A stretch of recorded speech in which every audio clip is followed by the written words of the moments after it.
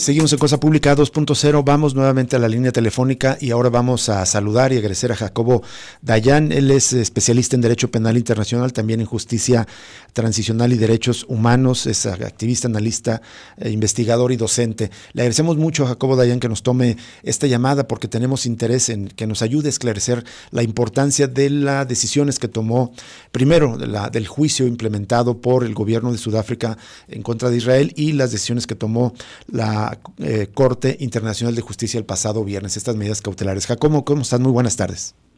¿Qué tal? Buenas tardes, Rubén, Jesús, ¿cómo están? Bien, te agradecemos mucho, Jacobo, como siempre, tu disposición para hablar con nosotros. Antes de hablar de la importancia de las medidas cautelares que determinó la Corte, ¿nos ayudas a entender qué es la Corte Internacional de Justicia y por qué es importante esta demanda presentada por el gobierno de Sudáfrica contra Israel para tratar de dirimir si se está cometiendo genocidio o no contra la población civil palestina en Gaza? Sí, pues creo que es importante empezar por ahí. A nivel internacional hay dos tribunales que se suelen mencionar y a veces se confunden mucho. Exactamente.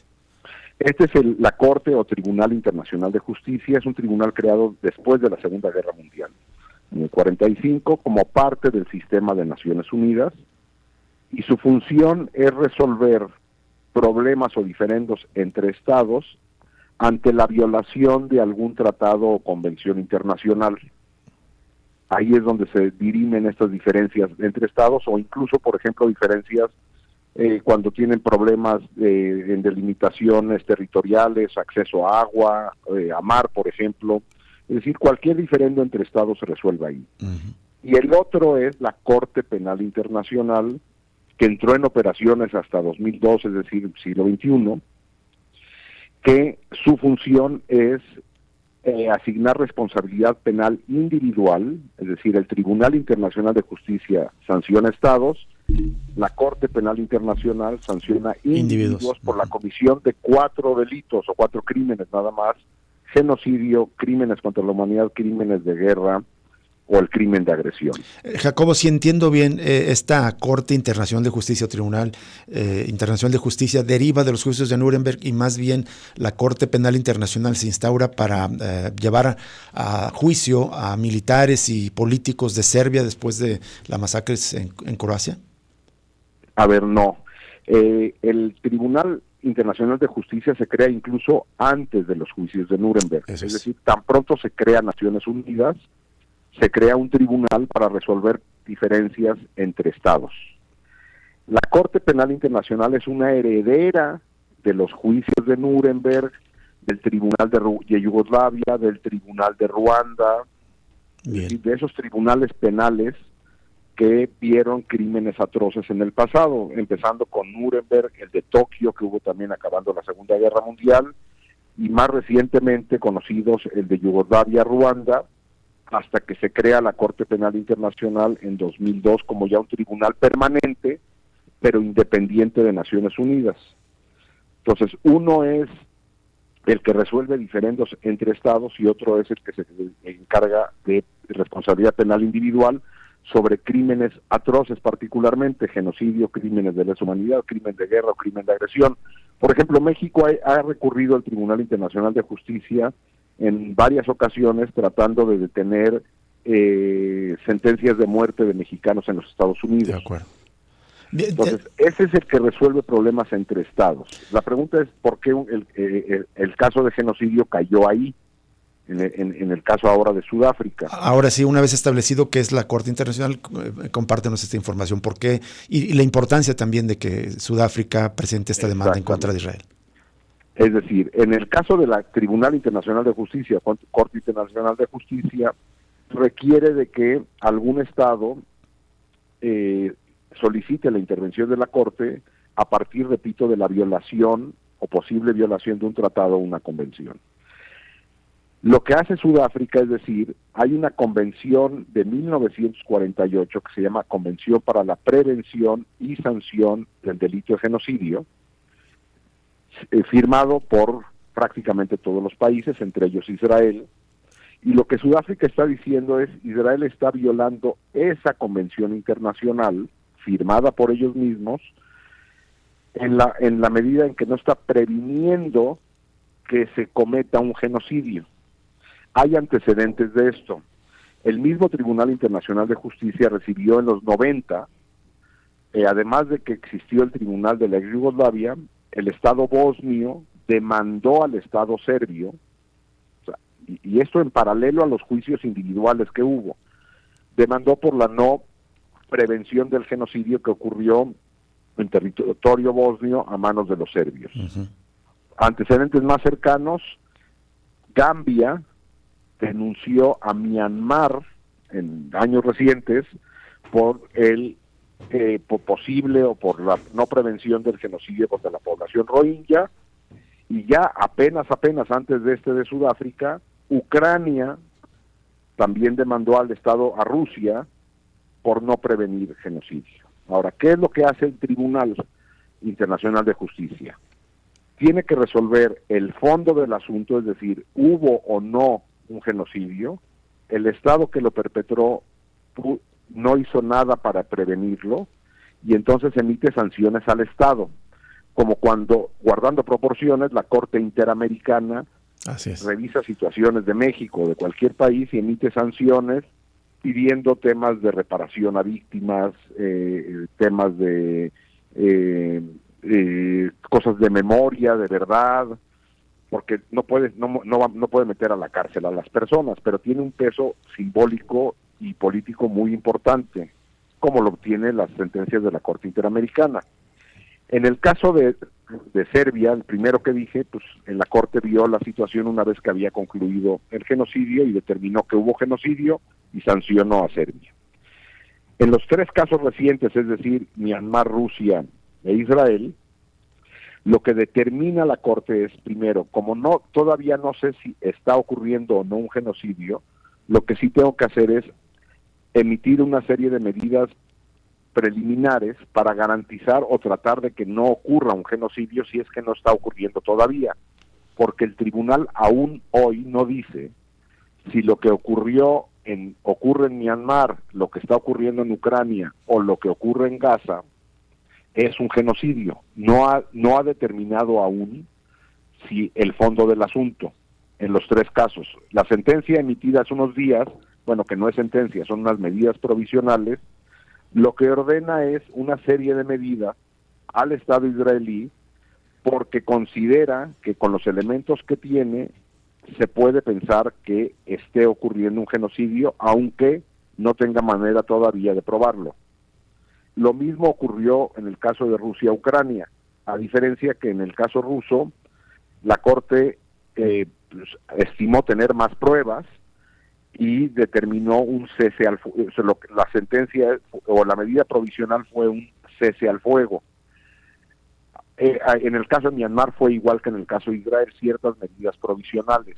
Ahora, ahí nos enfrentamos al siguiente problema, que es el verdadero problema de fondo de este tipo de tribunales, que no tienen manera de hacer efectivas sus decisiones. Exacto. Es decir, en Rusia le importó poco, Myanmar, pues no sabemos si está tomando las medidas. Israel, ¿qué significa las medidas que tomó? Son un poco subjetivas, algunas no, como permitir el ingreso de ayuda humanitaria, pero no hay manera en el sistema multilateral de hacer efectivas estas sentencias, a menos que el Consejo de Seguridad de la ONU presione y emita una resolución exigiendo que esto ocurra.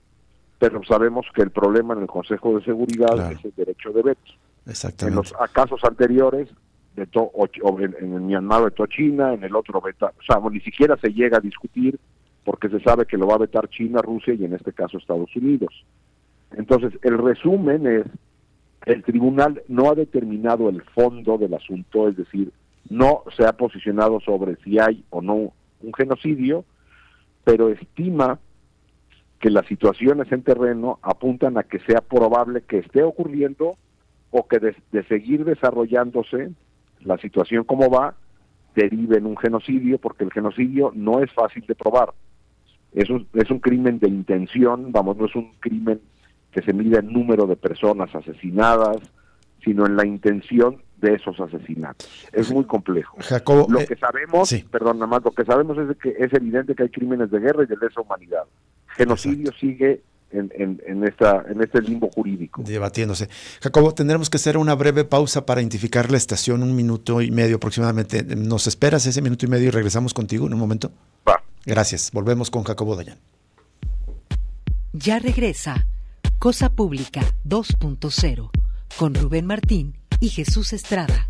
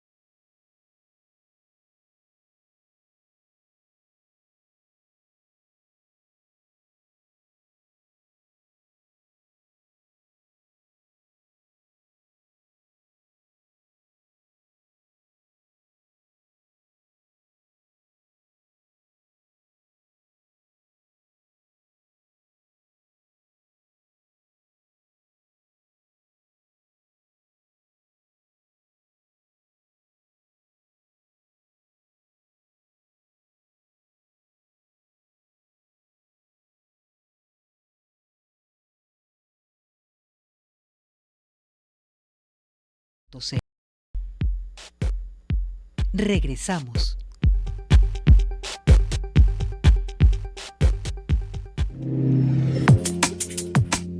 Seguimos en Cosa Pública 2.0 aquí en Radio Universidad de Guadalajara y seguimos en esta charla con Jacobo Dayan, especialista en Derecho Penal Internacional, que justo nos está ayudando a entender esta decisión tan importante que tomó el fin de semana pasado, el pasado viernes, la decisión de la Corte Internacional de Justicia ante una demanda presentada por el gobierno de Sudáfrica en contra de Israel, por el que lo acusa de probable genocidio contra la población palestina en Gaza.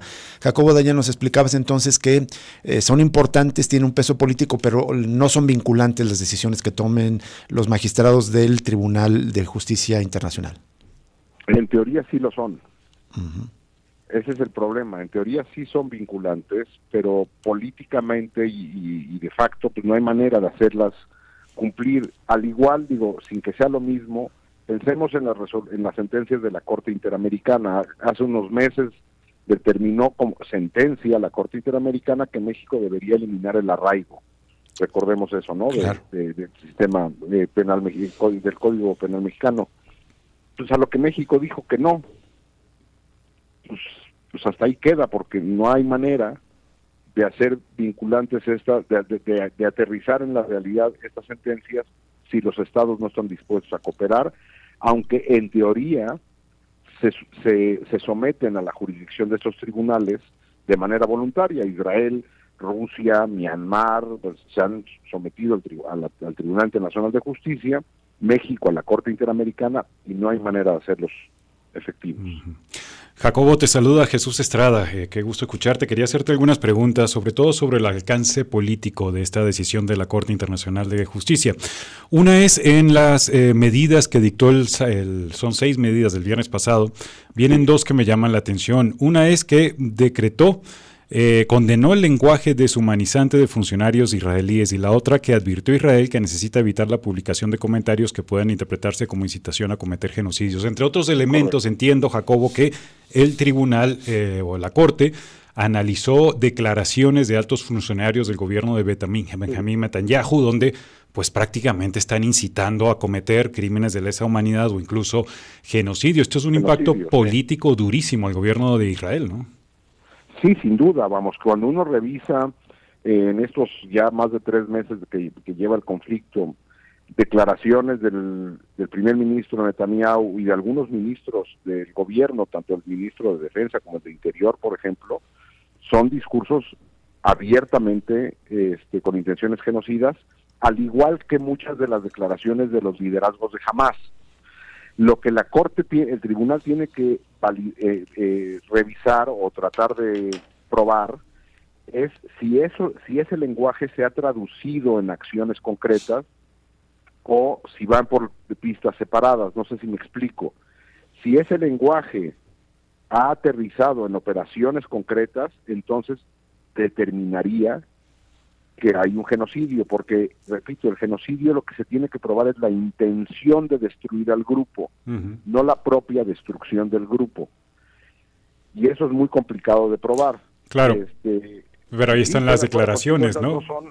Sí, esas dos son muy fuertes, y no nada más implican un peso político y simbólico al gobierno de Israel, o al gobierno de Israel, sino a todos los países que continúan respaldando el ataque. Exactamente. Es decir, habiendo una sentencia, ya hay unas medidas provisionales, pero ¿con qué autoridad entonces Estados Unidos exige que Rusia frene los ataques y respalda estos? Empieza a ser muy incómodo políticamente para el resto de países que en un caso, que es el Rusia-Ucrania, exige que se haga que se efectúe la resolución del tribunal, y en el otro no. Es muy complejo. Una pregunta también. Medidas que emitió la Corte Internacional a nivel político, ¿podría tener otros impactos? Por ejemplo, desde octubre prácticamente hay una creciente apoyo a la causa palestina en las calles, en todo el mundo prácticamente. ¿Esto podría impulsar aún más esta determinación al movimiento popular de protesta contra el gobierno de Israel? Y la otra también, incluso eventualmente esas presiones sociales llevar a cuestiones comerciales, por ejemplo, exigir a un gobierno que no haga ya tratos comerciales con Israel porque probablemente estaría cometiendo un genocidio, según la Corte Internacional. ¿Podría ocurrir algo así? A ver, después de ver las medidas provisionales emitidas el viernes por el Tribunal Internacional, yo estuve monitoreando declaraciones de ambos bandos, es decir, tanto del bando israelí, así como de los simpatizantes del gobierno, como del lado palestino, y ambos se mostraban como ganadores de la sentencia. Es muy curioso. También por un lado, es muy extraño, ¿no? Pensar que uno podría pensar que los dos pierden o que uno pierde, pero no, que los dos ganan. Es un poco raro. Del lado israelí se decía que no recibir una medida provisional como la rusa, de una orden del cese al fuego, se veía como un triunfo. Además de que le dan una repasada al tribunal diciendo que no tienen idea y que ahí no hay un genocidio y que están equivocados, y del otro lado lo que se dice es ahí está que el tribunal ya reconoce que es probable que sí haya un genocidio. Entonces, en ese sentido es muy extraño. En cuanto a las medidas se podrían tomar, recuerden cuando fue la invasión rusa a Ucrania, que Estados Unidos intentó pasar para que sean medidas globales, es decir, que ningún país pueda comerciar con ese Estado, tienen que pasar por el Consejo de Seguridad de las Naciones Unidas, cosa que no va a ocurrir, ni en el caso ruso, ni en este caso. En el caso ruso, recuerden que fueron medidas bilaterales, es decir, países que decían nosotros ya no hacemos negocio con Rusia, hacemos un bloqueo financiero. ¿Sí recuerdan estas medidas de presión que unos países tomaron y otros no tomaron?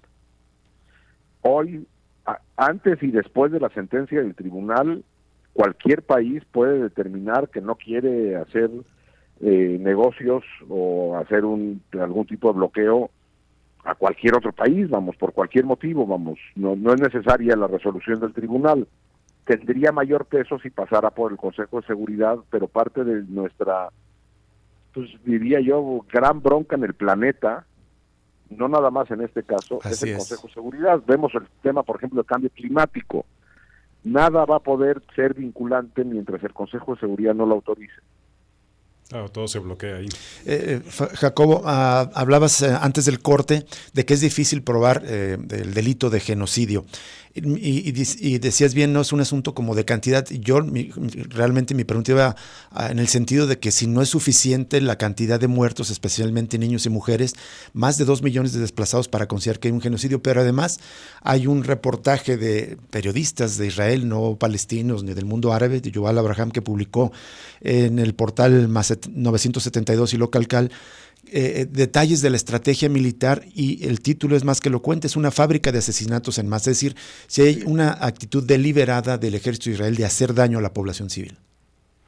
Sí, a ver, lo que se tiene que probar, o sea, lo que es evidente es que hay ataque a población civil, eso está a vista de todo mundo, a instalaciones civiles, y los ataques están ocurriendo en una forma desproporcionada en cuanto a, o sea, en una guerra es lógico, bueno, es desgraciadamente, se sabe que va a haber víctimas civiles por las formas en que se llevan a cabo las guerras hoy en día, que ya no son en el campo de batalla, ahí donde los soldados a caballo se enfrentaban.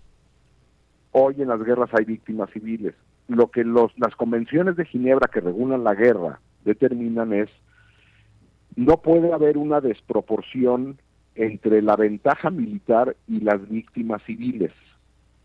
Esto tampoco tiene un número, no es de que la proporción sea tantos a tantos es tolerable y más no, es subjetivo, pero es evidente ante la masividad de víctimas civiles que hay una desproporción de civiles contra la ventaja militar que puede estar obteniendo Israel en el ataque. Entonces, el crimen de guerra está a todas luces ocurriendo. Crímenes de guerra, sí.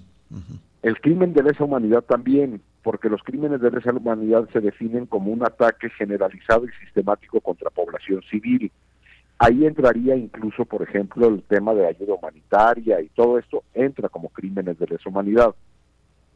Ahora, el genocidio, bueno, y estas dos primeras también aplican para Hamás, es decir, el ataque del 7 de octubre en que mueren 1.200 personas aproximadamente, pues también es un crimen de guerra y también es un crimen de lesa humanidad.